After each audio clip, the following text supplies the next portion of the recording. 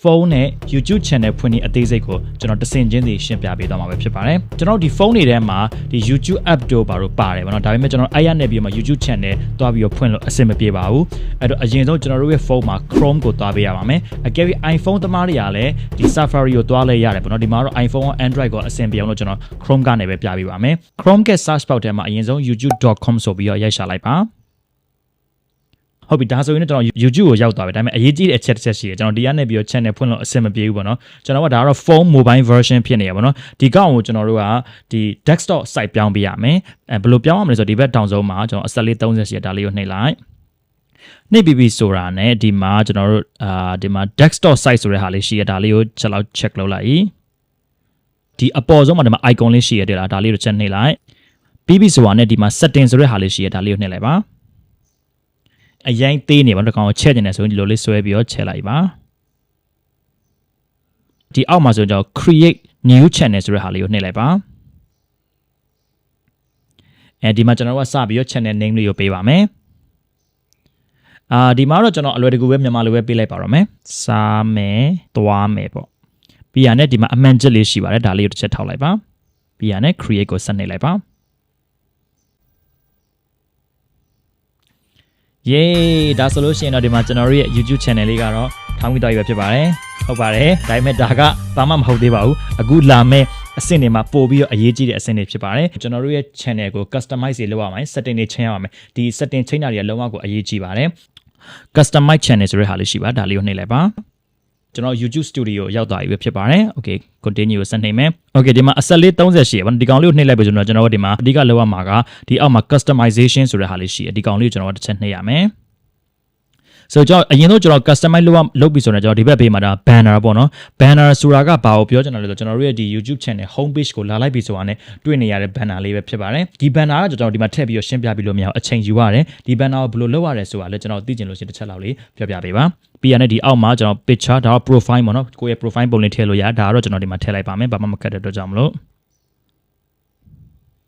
Okay ကျွန်တော်ဒီမှာ10ကိုဆက်နေလိုက်မယ်Okay profile လေးပြောင်းပြီးပြီဆိုတော့ကျွန်တော်ဒီမှာနာမည်ကတော့ကျွန်တော်စားမယ်သွားမယ်ပေါ့နော် Okay ဒီအောက်မှာ description ဆိုတဲ့ဟာလေးရှိရပါတော့description ကတော့ကျွန်တော်တို့ရဲ့ channel ကဘာအကြောင်းအရာတော့ကျွန်တော်တို့ရဲ့နောက်ခံတမိုင်းလေးကိုအနည်းငယ်လေးရှင်းပြပေးဖို့လိုတယ်ပေါ့နော်အခုကျွန်တော်ရဲ့ La Show Go Vlog ဆိုလို့ရှိရင်ကျွန်တော်ရဲ့ channel ဒီ description ကိုတွားကြည့်ရတဲ့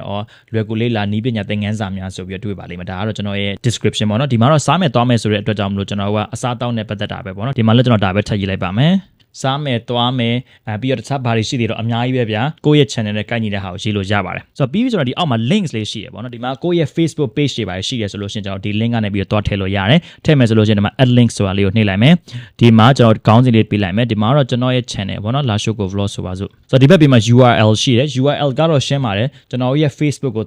ုတွားပြီးရနဲ့အဲ့ရ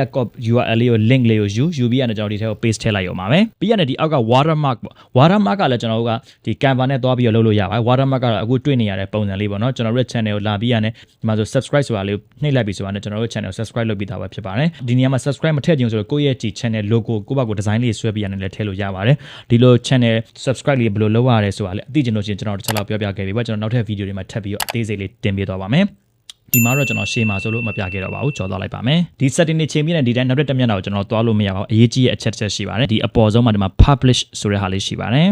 ်ဒါလေးကိုကျွန်တော်နှိပ်လိုက်ပါဟုတ်ပြီဒါဆိုလို့ရှိရင်တော့ကျွန်တော်တို့ရဲ့ YouTube channel ကတော့ဒါအကြမ်းမြင့်လေးထောင်ပြီးသွားပြီလို့ပြောလို့ရပါတယ်အဲ့တော့ကျွန်တော်တို့ရဲ့ YouTube channel လေးကဘယ်လိုပုံစံမျိုးရှိတယ်ဆိုတော့ကျွန်တော်တစ်ချက်လောက်သွားကြည့်ကြည့်ရအောင်